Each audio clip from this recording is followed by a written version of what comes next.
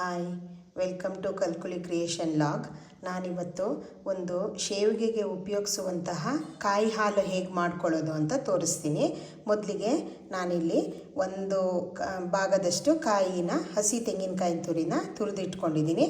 ನಂತರ ಇದಕ್ಕೆ ಒಂದು 7 ಏಲಕ್ಕಿ, ಆಮೇಲೆ ಒಂದು ಚಿಕ್ಕ ಟೀ ಸ್ಪೂನಷ್ಟು ಅಕ್ಕಿ, ಆಮೇಲೆ ಬೆಲ್ಲ ನೀವು ರುಚಿಗೆ ನಿಮ್ಮ ಸ್ವೀಟಿಗೆ ಎಷ್ಟು ಬೇಕೋ ಅಷ್ಟು ತಕ್ಕನಂಗೆ ಅಡ್ಜಸ್ಟ್ ಮಾಡಿ ಹಾಕ್ಕೊಳ್ಬೋದು. ಇವಾಗ ಏಲಕ್ಕಿ, ಅಕ್ಕಿ ಮತ್ತು ಕಾಯಿನ ಫಸ್ಟು ರುಬ್ಕೊಂಡ್ಬಿಟ್ಟು ನಂತರ ಅದನ್ನು ನಾವು ಶೋಧಿಸ್ಕೊಂಡು ಒಂದು ಕ್ಲೀನಾಗಿರುವಂತಹ ಕಾಯಿ ಹಾಲನ್ನು ತಕ್ಕೊಳ್ಬೇಕು.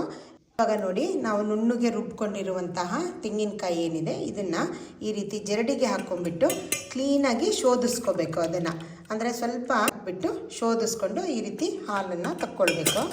ಇವಾಗ ನೋಡಿ, ನಾವು ಈ ರೀತಿ ಕಾಯಿ ಹಾಲನ್ನು ಕ್ಲೀನಾಗಿ ಫಿಲ್ಟ್ರ್ ಮಾಡಿಕೊಂಡು ಇಟ್ಕೊಂಡಿದ್ದೀವಿ.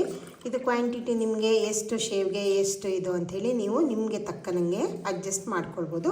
ಇವಾಗ ಇದು ರುಬ್ಬಾಗಿದೆ ಅಲ್ಲ, ನಂತರ ಇದಕ್ಕೆ ಬೆಲ್ಲನ ನಾವೇನು ಇಟ್ಕೊಂಡಿದ್ವಲ್ಲ ಅದನ್ನು ಈ ರೀತಿ ಮಿಕ್ಸಿಯಲ್ಲಿ ಸ್ವಲ್ಪ ನುಣ್ಣಗೆ ಮಾಡಿಕೊಂಡು ಇದಕ್ಕೆ ಸೇರಿಸ್ಕೊಳ್ಳಿ. ಸ್ವೀಟು ನಿಮ್ಗೆ ಎಷ್ಟು ಬೇಕೋ ಅಷ್ಟು ಅದಕ್ಕೆ ತಕ್ಕನಂಗೆ ನೀವು ಬೆಲ್ಲನ ನೀವು ಅಡ್ಜಸ್ಟ್ ಮಾಡ್ಕೊಳ್ಳಿ. ಹಾಕ್ಕೊಂಬಿಟ್ಟು ಬೆಲ್ಲನ ಚೆನ್ನಾಗಿ ಕರಗಿಸ್ಕೊಳ್ಬೇಕು. ಇವಾಗ ನೋಡಿ, ಇದು ಕಾಯಿ ಹಾಲು ರೆಡಿಯಾಗಿದೆ. ಇದ್ರದ್ದು ಕನ್ಸಿಸ್ಟೆನ್ಸಿ ನೀವು ದಪ್ಪ ಅಥವಾ ತೆಳ್ಳಗೆ ನಿಮ್ಗೆ ಹೇಗೆ ಬೇಕೋ ಹಾಗೆ ನೀವು ಮಾಡ್ಕೊಳ್ಬೋದು. ನಾನು ಇದಕ್ಕೆ ಬೆಲ್ಲ ಎಲ್ಲ ಮಿಕ್ಸ್ ಮಾಡಿ ಇಟ್ಕೊಂಡಿದ್ದೆ. ಟೇಸ್ಟೂ ಅಷ್ಟೇ, ಸ್ವೀಟ್ ನಿಮ್ಗೆ ಎಷ್ಟು ಬೇಕೋ ಅಷ್ಟು ನೀವು ನಿಮ್ಮ ಟೇಸ್ಟಿಗೆ ತಕ್ಕನಂಗೆ ಅಡ್ಜಸ್ಟ್ ಮಾಡ್ಕೊಳ್ಳಿ. ಇದನ್ನು ನಾನು ಇವತ್ತು ಹಸಿಯಾಗಿ ಮಾಡ್ತಾಯಿದ್ದೀನಿ, ಇದನ್ನು ಕುದಿಸ್ತಾ ಇಲ್ಲ. ಕಾಯಿ ಹಾಲು ಏನು ನಾವು ತಗೊಂಡಿದ್ವೋ ಅದನ್ನು ಕುದಿಸ್ದೇನೆ ಮಾಡ್ತಾ ಇರೋದು.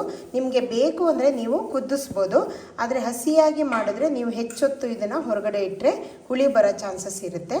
ಆವಾಗ ನೀವು ಇದನ್ನು ಬೇಗ ತೆಗೆದುಬಿಟ್ಟು ಫ್ರಿಜ್ಜಲ್ಲಿ ಇಟ್ಕೊಳ್ಬೇಕಾಗತ್ತೆ. ಇದು ಹಸಿಯಾಗಿ ಮಾಡಿರುವಂತಹ ಏನು ಕಾಯಿ ಹಾಲು, ಶೇವಿಗೆಗೆ ನಾವು ಉಪಯೋಗಿಸುವಂತಹ ಕಾಯಿ ಹಾಲು. ಇದನ್ನು ನೀವು ಯಾವ ರೀತಿ ಬೇಕಿದ್ರೂ ಮಾಡ್ಕೊಳ್ಬೋದು. ಹಾಗೆಯೇ ನಾನು ಹಾಕುವಂತಹ ಎಲ್ಲ ರೆಸಿಪಿಗಳು ನಿಮಗೆ ಇಷ್ಟ ಆಗುತ್ತೆ ಅಂತ ಭಾವಿಸ್ತೀನಿ.